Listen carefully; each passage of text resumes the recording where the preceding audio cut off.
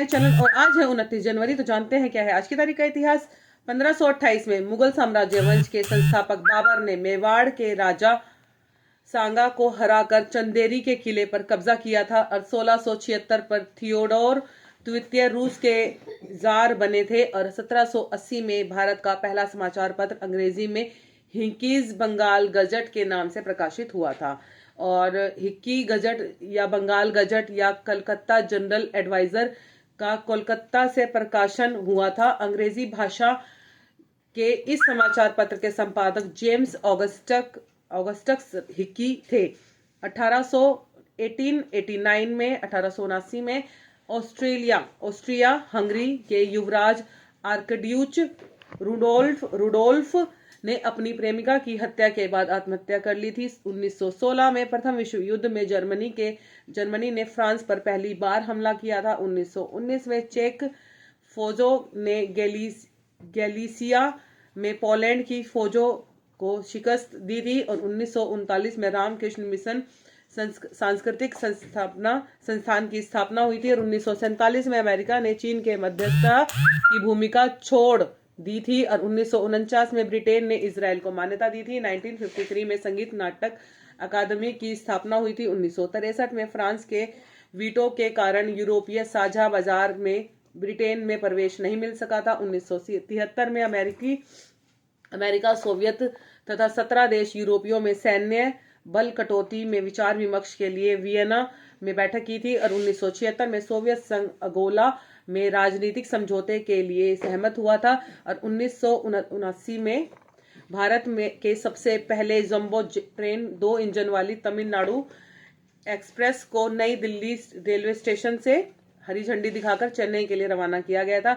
1986 में अमेरिकी अंतरिक्ष शटल चैलेंजर दुर्घटनाग्रस्त एवं उसमें सवार सभी 7 अंतरिक्ष यात्रियों की मृत्यु हो गई थी और 1979 में सीरिया और ईरान ने लेबनान में संघर्ष रोकने के लिए समझौता किया था। 1980 में पूर्वी जर्मनी के सत्ता से हटाए गए कम्युनिस्ट नेता एरिक हिनेकर को गिरफ्तार किया गया था। 1992 में भारत आसियान को क्षेत्रीय सहयोगी बना था और 1993 में क्रिकेटर विनोद कांबली का टेस्ट में पदार्पण हुआ था। 1994 में भारत सरकार ने एयर कॉर्पोरेशन एक्ट 1953 को रद्द किया था। 1996 में फ्रांस के राष्ट्रपति जैक्स शिराक ने भविष्य में परमाणु परीक्षण पर रोक लगाने की घोषणा की थी।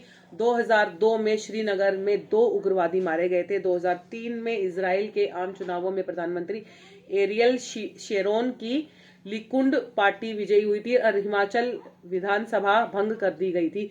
2005 में नक्सलवादियों ने भारतीय जनता पार्टी के पूर्व अध्यक्ष वेंकैया नायडू को हेलीकॉप्टर को गया में उड़ा दिया था और वेंकैया नायडू सकुशल बच गए थे उस हादसे में।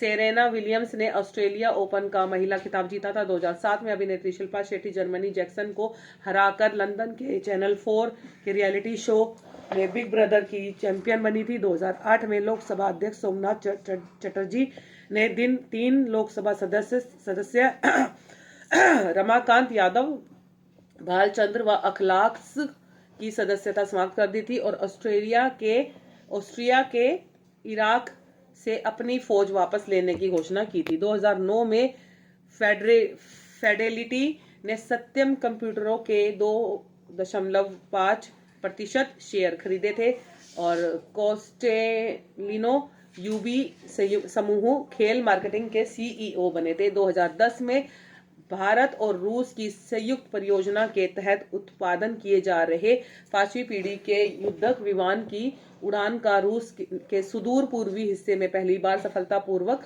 परीक्षण किया गया था।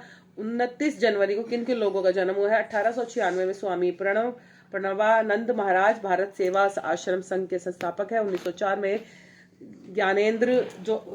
जोगेंद्र नाथ मंडल पाकिस्तान के पहले कानून मंत्री थे और 1912 में अजीत नाथ राय भारत के भूतपूर्व 14वें मुख्य न्यायाधीश थे। 1970 में राज्यवर्धन सिंह राठौर भारत के प्रसिद्ध निशानेबाज तथा एथेंस ओलंपिक 2004 के रजत पदक विजेता।